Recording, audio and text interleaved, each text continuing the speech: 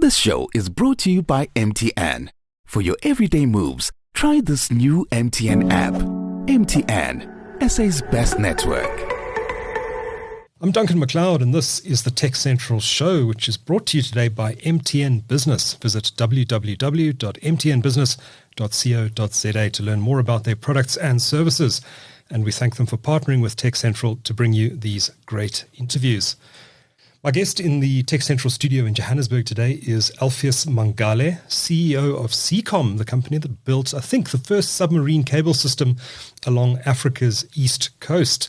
The company has just announced last week that it is building a new cable system that will have a design capacity of, wait for it, 2,000 terabits per second. That's enough terabits to make my head spin, Alpheus. This is in fact going to be one of the highest capacity submarine cable systems ever built on planet Earth. Please take me through the technology you're deploying and how on earth are you getting to 2,000 terabits per second of design capacity? Duncan, first and foremost, thank you for having me. It's been a while. Actually. It has been a while. Yes. In a while.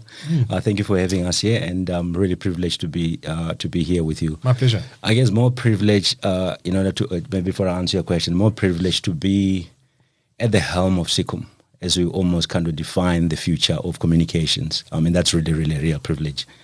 I lead a team of passionate people across 12 of our markets in Africa and the rest of the world that wake up every morning that make sure that connectivity that connects this continent and the rest of the world work. And I think to be at the helm at this stage, to be talking about the next frontier of communication in the area that we operate in, it's really, really exciting for me. How long have you been planning Seacom 2.0? It's actually, we are probably officially, I would say it's been in the cuts for the last 18 months. Mm-hmm. We started actually doing physical work related to the cable over the last 12 months. And I have to actually here, maybe it's a good time to mention this. I have to thank our partner, the Department of International Cooperation and DECO. Oh, yes. Right. I mean, they've been an instrumental partner to us over the last 24 months, enabling kind of engagements with different countries that we're going to be landing in. And if it wasn't for them, quite frankly, we would probably be slightly behind the schedule that we've got. So I have to thank them. I think they've been really, really great. Right, let's talk about the tech. Yep. 2,000 terabits a second. That's petabytes? Yeah. Petabits per second, I think it is. How do you get to such a high capacity?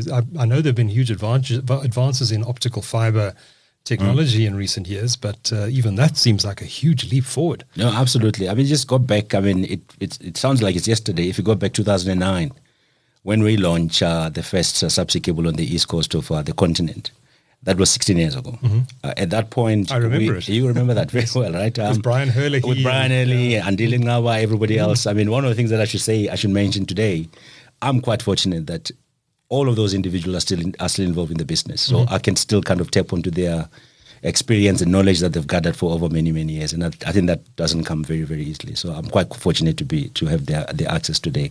So just go back then.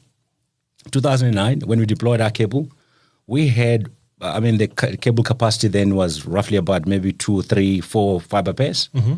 We got today up to about 35 terabits per second that connect Africa today on our cable. That's on the one that was deployed in 2009. Correct. Okay, yeah, so obviously connecting. Yeah. That's because the technology has advanced in the years. It's allowed you to increase the capacity of the system. Absolutely. So over the last 16 years, the technology in the subsea capacity has increased. I mean, if you look at the cables that are being deployed today, would be either 16 pairs, would be 24 pairs. I know the new cables that are being deployed today are 24 pairs. We're thinking of deploying, in fact, we're planning of deploying a 48-core pair cable, which... has that been done anywhere yet? At this stage, no. They've not been done anywhere. There's been trial tests. There's been tests that have been done by various other players.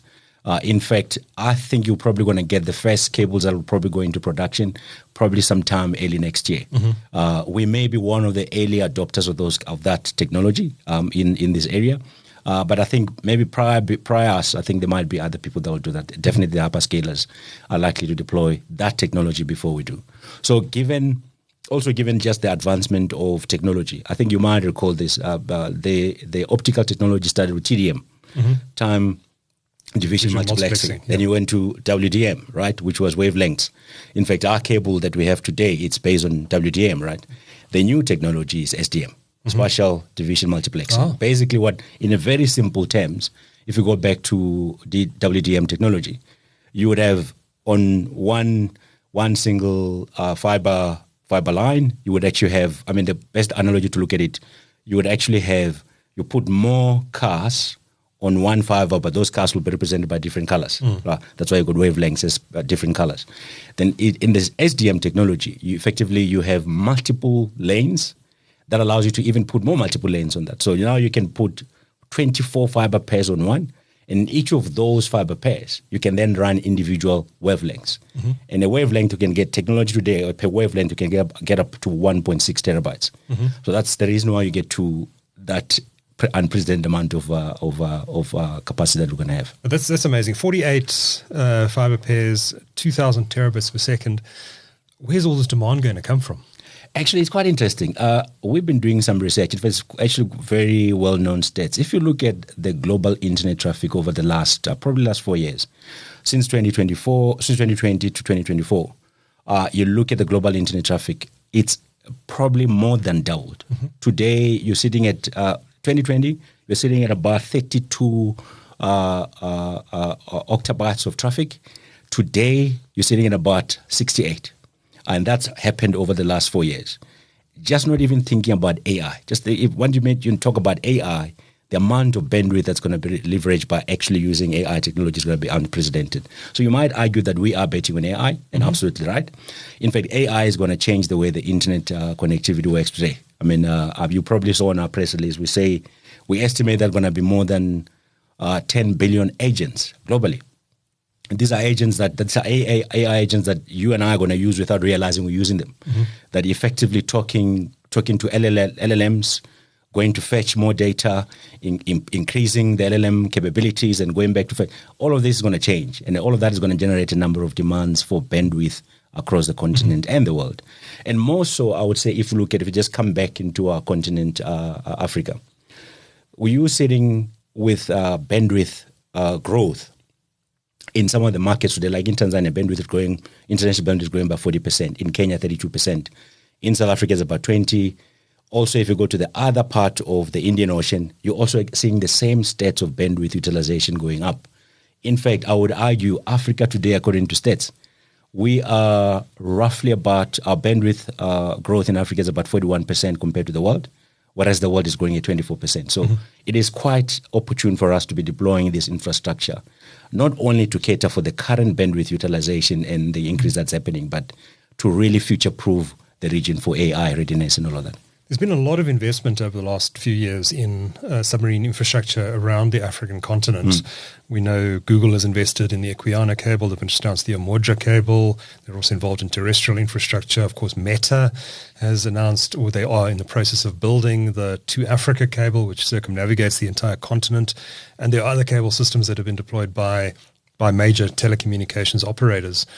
Is there a risk that the market is becoming overtraded, like we saw in the North Atlantic in around the .com time in the early 2000s? There was a huge investment in undersea cables between Europe and the United States. Is there a bit of a land grab going on now around Africa, and is there a risk that some investors might get their fingers burned? No, I think, are there going to be mistakes made by people? I think there would be. I mean, with any technology advancement and all of that, some people might get it wrong, other people get it right. But by and large, I think a lot of people get it right. My view, and also the view of Seacom, it's quite straightforward, is we do not have enough connectivity to drive the current and the future bandwidth demands that we're going to have. Very simply put, I think you're absolutely right. There's been a number of undersea cables that have been kind of circling the whole continent today, right? I mean, there's you mentioned the Equiana to Africa, our cable as well. But what also needs to happen is to take the cable capacity that terminates at the cable landing stations to the cities and the metros. Yes. Today, majority of African people remain unconnected meaningfully. When I say meaningfully, the connectivity that you and I enjoy, for instance, where you can get about 100 megabit per second or even 1 gig per second from your home. Majority of Africans don't have that connectivity. So if you think about it, today, demand for bandwidth is generated by only a fraction of people that are connected in the continent. Imagine a world where everybody is now connected meaningfully.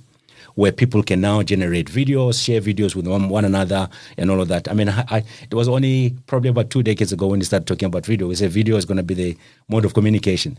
During those days, it was data. So it was voice, sorry, I beg your pardon. But today is video. People prefer video than actually a phone call and all of that.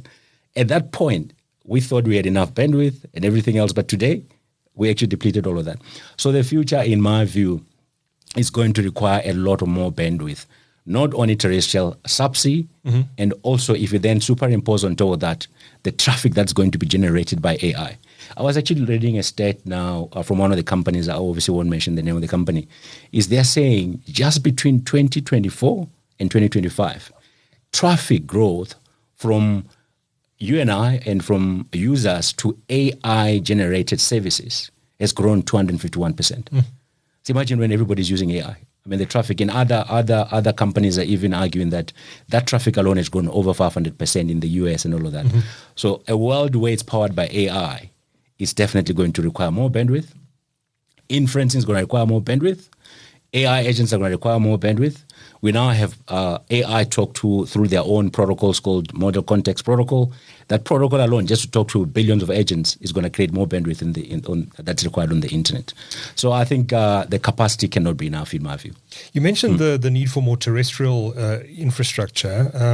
As part of the Seacom 2.0 plan, maybe talk us through a little bit about what you're going to be doing on land. I presume this is going to involve the deployment of new landing stations, or will you be retrofitting your existing landing stations? Just talk us through what that landing infrastructure is going to look like and how that's then going to feed into terrestrial fiber networks around the continent. A great question, by the way, Duncan. In fact, you're going to have to, we are reimagining cable landing stations. In fact, I was talking to our CTO earlier today, and I was saying to him that I think we should probably not call cable landing stations anymore, because they are going to be nodes, intelligent nodes that are going to do a lot more than just landing a cable.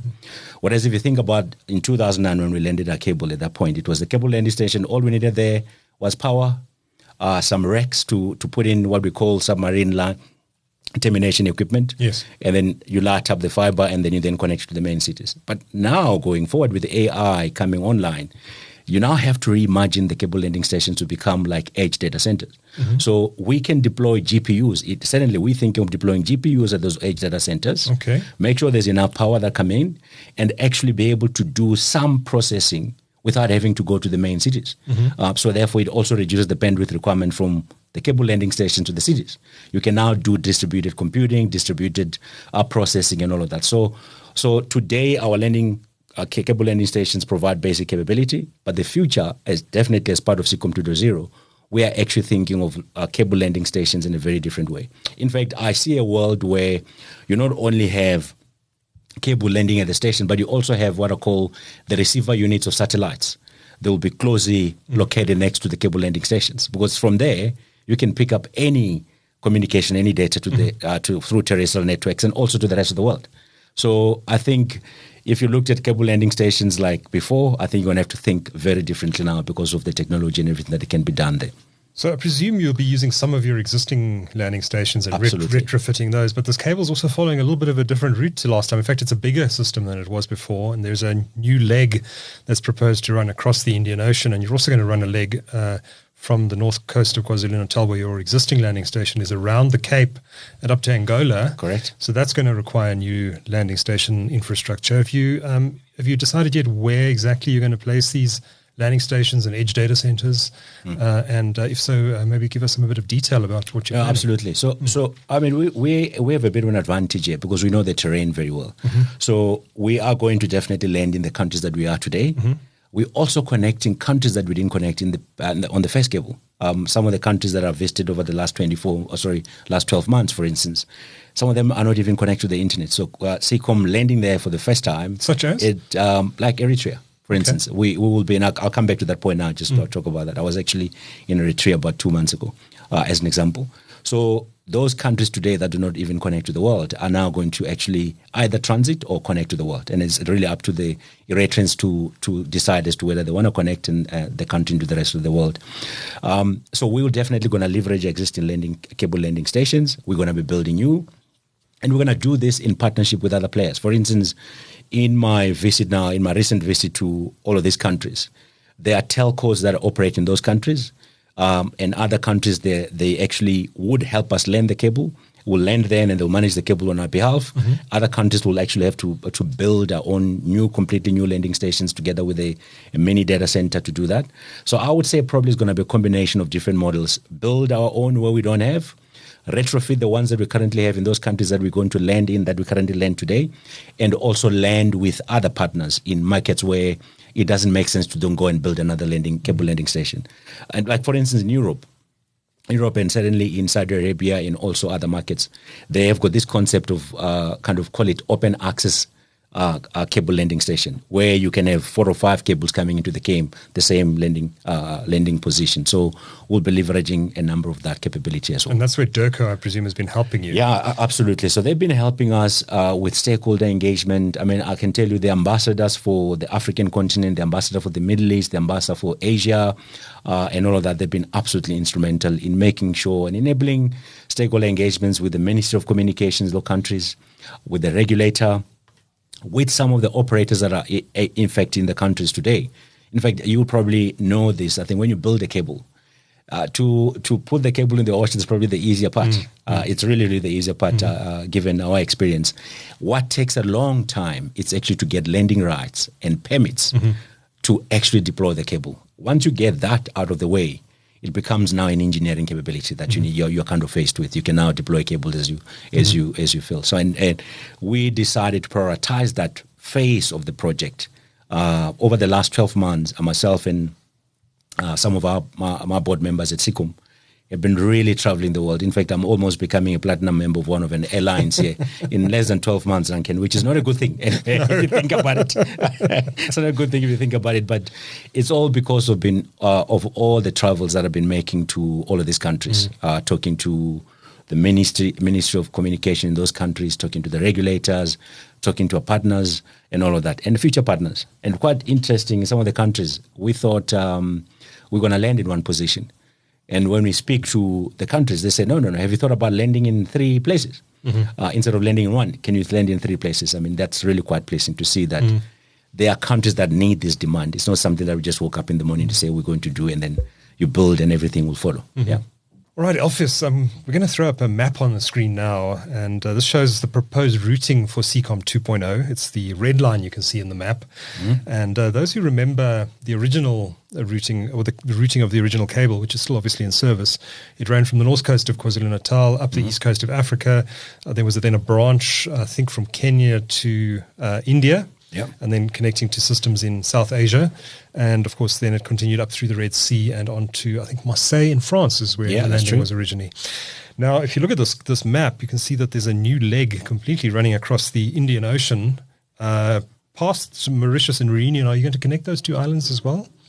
Not at this stage. Not at this stage. Not planned. But anything is possible because, I mean, right now we're thinking of that as a straight express route. Okay. From South Africa all the way to Singapore at this stage.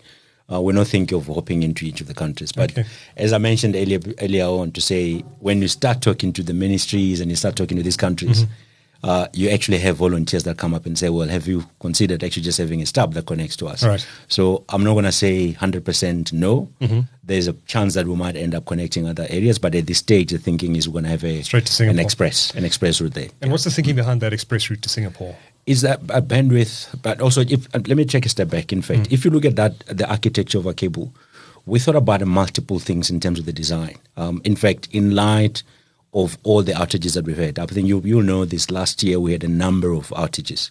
When early February we had our cable come down in the next to Yemeni waters, if you remember, in the Red Sea area. There were 3 cables that were cut around. You remember that time? Yeah, we were cut and we were down for quite some time. And then later on, I think it was around March or May, we also had another cables cut on the west coast of the continent. That was a rock sliding. Correct. And the only cable that was up at that point, it was Equiano. Luckily, we have capacity on Equiano, so we could reroute traffic down from Mombasa all the way down, and then obviously introduce higher latency. But at the end of the day, the communication was not completely broken, right? So we could do that. So that's that. The second part is we have to also think about diversity, route diversity. we need to think about making sure that we don't go through the same choke points. I mean, if you look at our region have got probably primarily 3 choke points. The one is the Bab el-Mandeb Strait, which is Yemen, Djibouti. That's into the Red Sea. Into the Red Sea. You also have Oman, Iran, the Strait of Hormuz, right? Also there. If you go down to Singapore, there's also another, I think, Strait of Malacca. There's also another choke point. So when you're now designing subsea infrastructure, you have to think about how do you make sure you create different diversity. So if one route goes down, it doesn't completely break down the communication of the world. So that's the first important. The architecture follows that.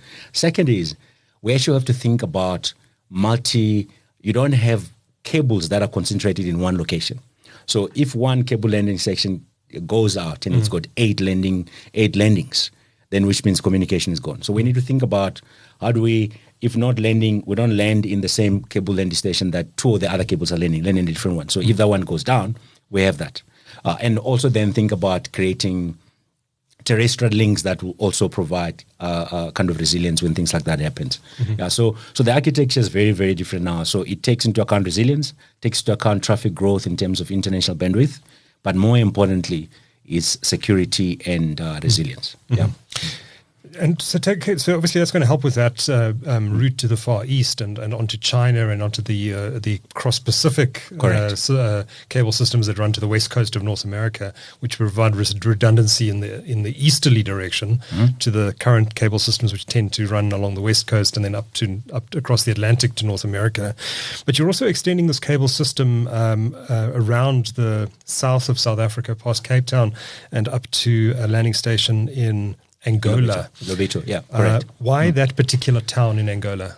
Specifically, I think you might know that there's a big Lobito corridor project that has been planned. It's been on the cards for quite some time, which is going to effectively facilitate the linkage of east to west of the continent. That's going to be a corridor that's going to facilitate a lot of global trade between Africa and the US and also Africa and the East as well. So, and that... it's called the Lobito Corridor. I mean, it's well written and it's well documented in the industry. You can go and look at that. We want to be strategically located to be able to carry communication from there. Because today there are also various landing points in Angola. There's the SAX cable that Angola Cables constructed. Does that also land in that town, or is that somewhere else? It's somewhere else. So you're going to see at the coast of Angola, we'll probably have 3 or 4 landing stations. Okay. We will be the first one to land in Lobito. Yeah. Okay. We obviously having communications and partnership discussions with Angola Cables, or one of our partners, and we'll look to enable that. And then that will now, all of a sudden, you now have Lobito. And that train line that's been built from Angola all the way to the east coast of the continent, all of a sudden you can deploy fiber along the train line. So you can actually now have connectivity east-west. Interesting. Yeah, so that's the thinking. That's the future of the communications going. Okay, and would you then be able to connect to some of the subsea cables that run along the west coast, like Equiano you mentioned earlier? Equiano doesn't land there. I think there are plans that they're going to land, I think it's just around DRC. Okay. It lands further south, so we'll be able to obviously link it via terrestrial links and all of that, yeah. I see, yeah, okay. Correct, but you'll be able to connect onto all of those systems and potentially onto SAX as well, and... What are the other cables? Wax, and others that run. And others. To Africa is also coming through that line as well. Of course. Yeah. So, and I think all the design, Duncan, if you think about it, it's really ensuring that you do not have concentration of cables that carry strategic capacity and communication for the world landing in one area. Yes. So if one cable landing station goes, others are still there. Yes. And if you build terrestrial rules that come from one cable landing station to another one, it makes it easier. Also, you can also build what we call festoon, festoon technologies, where you don't have repeaters in between. So you basically move from one cable landing station to another. So it gives that redundancy. So if one cable landing station is gone, you can still have communication that goes up to the rest of the world. Okay. And that's the design thinking there. And, I want to focus on 2 more areas on this map. The first is the southern, or the coastline of South Africa. You currently only land at Mtunzini on the KwaZulu-Natal north coast. I take it Mtunzini will be one of the landing stations for the new cable, will it? Yeah, we currently land there. The intention is to land there. And also, again, because some of the cables are now landing further north, which is at Amazimtoti. We land in Mtunzini, so we're going to continue to land there. But in South Africa, we're thinking about multiple places. Yes, where what are you looking at the moment? I see there are a few red dots here along the coastline. Correct. So currently, the current planning is we think of landing in Mtunzini, where we land. We are considering landing between either Port Elizabeth or East London, and then we go around, land in Cape Town. Cape Town, probably between either Dinafontein or Isafontein, or a complete new cable landing station. We're actually talking to one of our partners that we may be actually putting another complete new landing station that again increases diversity. So there are still suitable sites. Still suitable. Just north of the existing landing, the last cable landing station, without mentioning its name. Okay. There's actually land available there. We just need to make sure there's power, there's all of that equipment. So that would be north of Isafontein. Correct. Yeah. Okay. Yeah. So we're thinking about that, but if we don't end up doing that, we're just going to land in one of those existing areas. So in South Africa, then we're probably going to end up having 3 to 4 landing points, which allows us to then have this diversity. So if one cable landing station gone, we can go to the other, right? But more importantly, is then our investment in terrestrial fiber that link all those cable landing stations to the main cities and back again. We're also making that investment. I think you know, Duncan, a while back in 2018, we acquired a company called FiberCo. Yes. FiberCo is actually a wholly owned subsidiary of Seacom. We've been investing a lot of money. In fact, this year, we're investing in building, enhancing capacity on some of those routes. I mean, we are on a majority of the motorways in South Africa, so we're increasing capacity there. And we believe this cable, it makes no sense to only have that termination capability at the cable landing station. It doesn't go into the city. So we're going to also be doubling down our investment in that. Again, we do that in partnership. The nice thing about South Africa is there's a lot of fiber infrastructure that's going on the ground. So we don't need to build fiber where fiber has been built. We just need to do dark fiber agreements, and we light our own fiber and then make sure that that connectivity goes from there to where it needs to be. Yeah. Then traveling further up the East Coast, there are a few more red dots in places I recognize as existing Seacom landing stations, but it looks like you might be planning a few more in East Africa as well. Yeah, correct. For instance, in Kenya, currently majority of the cable lands in Mombasa. There's another port north of Mombasa that we think of landing there. So we're considering that as well. We might not end up landing in Mombasa. We're going to go there. Again, for redundancy. Cable landing redundancy and station redundancy and all of that stuff as well. I'd also mentioned earlier that if you go up, our cable, the current cable, if you pass the Bel Almond Strait, it's actually in the shallow waters a lot closer to the Yemen coastline. We are planning our cable to be a lot more closer to Africa. And that part of the strait is actually a little bit deeper. And we want our cable design is going to hug primarily the African coastline, a lot more towards Eritrea, all the way up into Sudan, from Sudan cross into Jeddah. We may actually end up landing in 3 places in Saudi Arabia, Neom, Jeddah, and another city down south. And then we're going to go from there through the Egypt via the Suez Canal into the Mediterranean. That's what we're going to do. But there in the Red Sea, the design is very different to our original design. So the previous cable was more towards the Middle East. Now this new cable is going to be a lot more closer to the African shorelines. Interesting. I see that. Yeah. Is there anything you can do about the shipping traffic and anchors and all the problems that in the Red Sea? Is there any way you could route the cable there, maybe terrestrially for a distance to avoid the shipping and the anchors? Now, the reality is I don't think you can really, but in fact, I was just at the submarine conference in Singapore. Last year, at the same event, we were talking about how do we create submarine resiliency, how do we make sure that we can prevent all of these unplanned outages happening.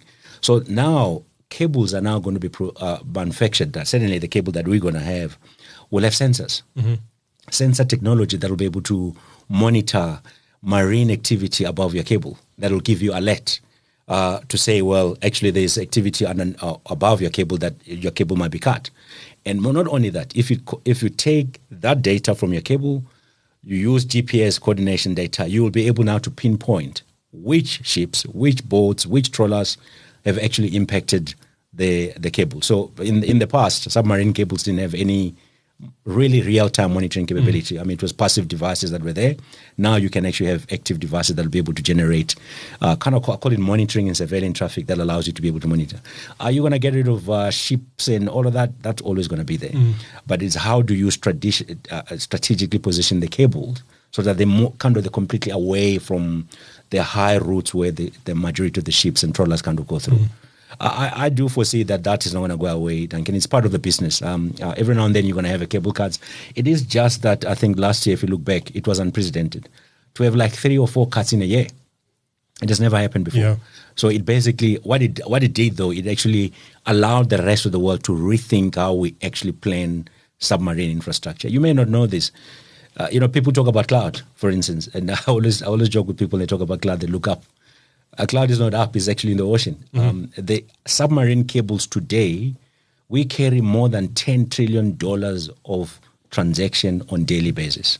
So if you think about that, if that infrastructure is not considered and not thought about from a resilience, from a security point of view, the whole world could come to a halt.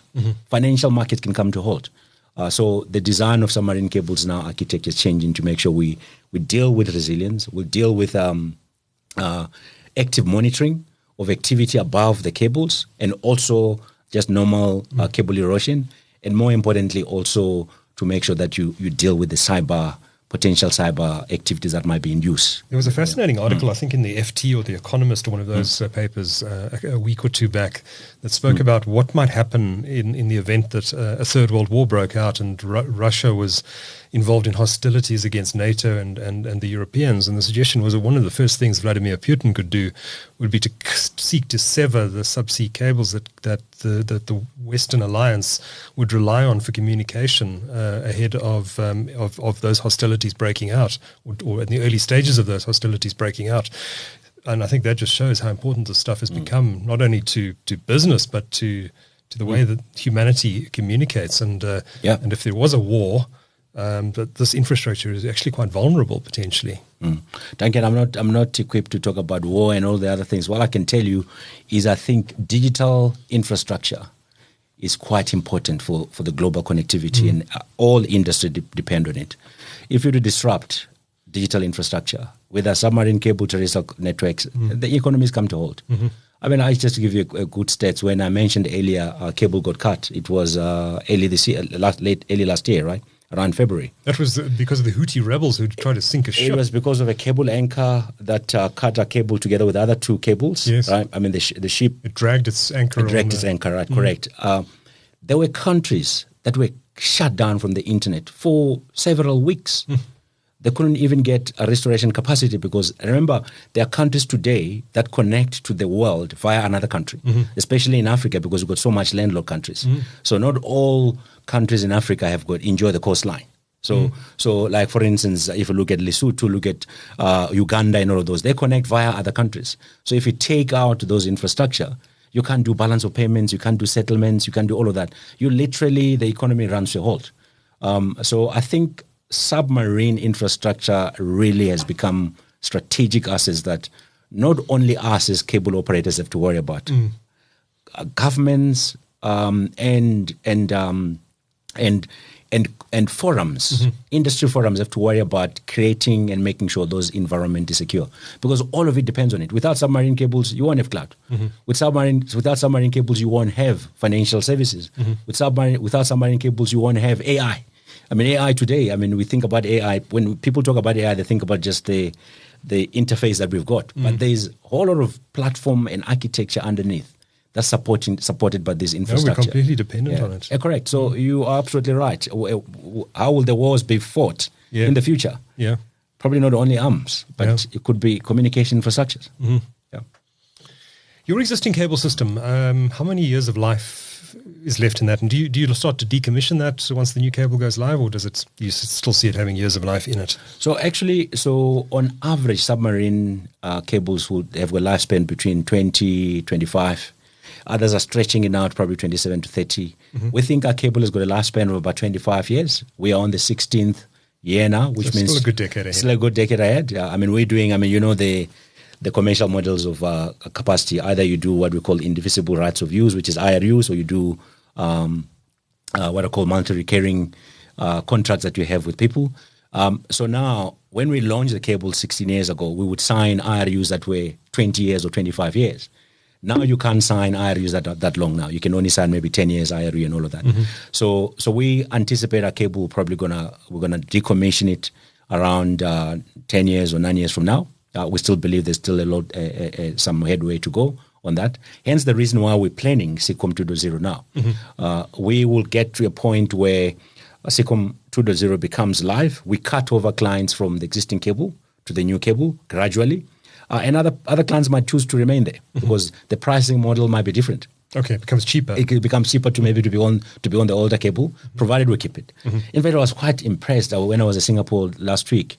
I met this company. It's an Australian company that they are actually manufacturing equipment that prolongs your cable's lifetime. So my CTO and I actually happened to talk to this company to say, actually, we're thinking about a cable being decommissioned in 10 years' time. We may give another 5 years. We might be able to, by just changing the cable connection points, we might get probably another 5 years or 7 years out of the cable. But realistically, you're looking at about the maximum period of about 25 years. Okay. Yeah. Okay. Fascinating. Let's talk a bit about the financing around a project like this. This is obviously a huge investment you're making. I don't think you've disclosed the No, we haven't. expected. Yeah. No, we haven't. Yeah. But we're talking hundreds of millions, if not billions, of rand to deploy a cable system like this. What's the financing model you're looking at here? Are you going to be raising debt? Are you looking for equity? A combination of those two things? Other financing models? What's your thinking? No, actually, I mean, one of the things that maybe puts us in a very advantageous position, we've done this before. We know the models that work. We know the models that haven't worked. And we've also seen people make mistakes after we built our own cables. One thing we are very clear about, Duncan, we are not going to be part of a consortium. We do not believe in consortium cables. One of the biggest strategic advantage I have at Seacom is a privately owned cable. So decisions about what we do with the cable, it's actually quite unusual to have a private. It's very unusual, but it's a model that works. So to make a decision whether we're going to upgrade one link, maybe from South Africa to Mombasa, it's a decision that I make together with my team and my board. That's it. But when you have consortium cables, a single decision could take 6 months, 3 months, a year. So we're very clear about the model. This will be another privately owned cable by Seacom, operated by Seacom. Are we going to have partners? We are most likely going to have partners. Like the current Seacom 1.0, if you were to use that phrase, is we had a partner. One of our biggest partner on Seacom 1 was Tata. The link that we built from Dar, so we got a link from Dar all the way to Mumbai, and we got the same link that goes from Djibouti all the way to Mumbai. We did that together with Tata Communications. So in this new cable, there's opportunities to do exactly the same, but not taking away from the point that the cable remains privately owned by Seacom. That's a very important commercial structure that we never ever want to lose that, because it gives us competitive advantage in the market. We can do things that consortium cables are not able to do. So that for me, it's important. So that is sacrosanct, if you put it that way. The second part about the funding model, we also got experience, right? Our original cable was also a combination of debt and equity. We are going to do exactly the same. We believe that, in fact, there's huge appetite, Duncan, from both the DFCs and the development banks, the local banks in South Africa, local banks, development banks in Africa. There is huge interest for infrastructure financing that I think we're not going to have a shortage of people wanting to participate in this project, and also given the magnitude of it. And then early discussions that we've had with these organizations are quite excited. Some of them, without mentioning the names, expressing interest for both debt and equity. Others are saying we're happy to do debt.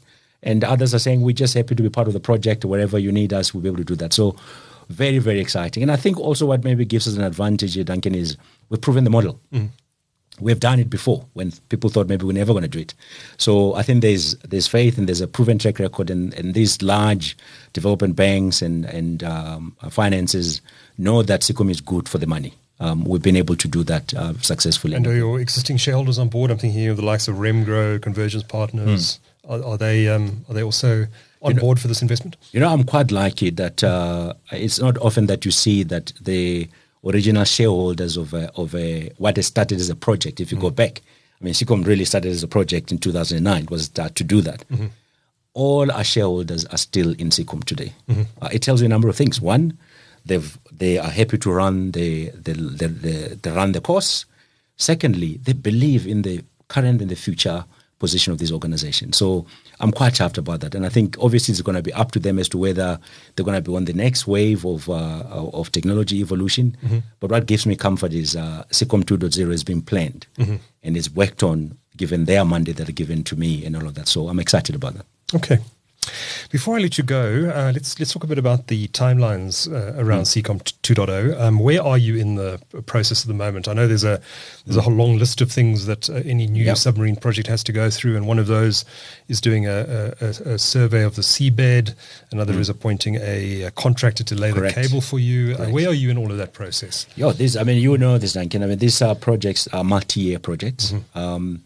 We have managed to cover some ground. Let me just put it in phases. So typically what you have what we call the planning phase. The planning phase is usually entails, which is probably maybe the longest phase, which entails confirmation of landing areas, where you're going to be, landing rights, and all of that, where you're going to land, in which countries, and how you're going to land there. All of that takes a long time.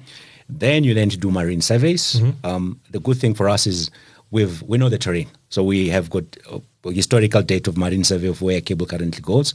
We need to do obviously updated ones. Once you've done that, you then confirm the exact routing under sea, right? Because the seabed is very different terrains in different places. Once you do that, then you can start planning the cable design and the routing. And once the routing is done, then you can then start laying the cable. So we started our planning last year. So the regulatory engagements, the policy engagement, the cable landing station partners engagements, all of that, largely about 90% of that is done, and which is primarily the biggest part of the work. So I'm quite comfortable that part of the process. I should probably conclude it within Q1, Q2 next year. Should be out of the way. We are now at a point where, in fact, my CTO tells me by end of this week we're going to be issuing RFPs to the industry about potential people that are going to be the people that will manufacture the cable, the people that are going to do marine surveys for us, and all of that. The RFPs are going to be coming out. So we are in that stage. And then we anticipating building the cable late 2020, beginning of 2027, 28, we'll build the cable, and we'll go live definitely late 2029. If we are delayed for some reason, we're looking to go live Q1 of 2030. So we've got a good 5-year period to build it, and we believe that it's advisable. The second part of that is you can see our infrastructure and the cable spans roughly about 25,000 kilometers. We are most likely going to do it in phases. And at the stage, the planning is probably going to do it in 3 phases. The first phase will be Mediterranean down all the way to Djibouti, and then from Djibouti all the way to Fujairah in the UAE. That will be the first phase, kind of connecting that the Middle East and the Red Sea portion of the Indian Ocean basin, right?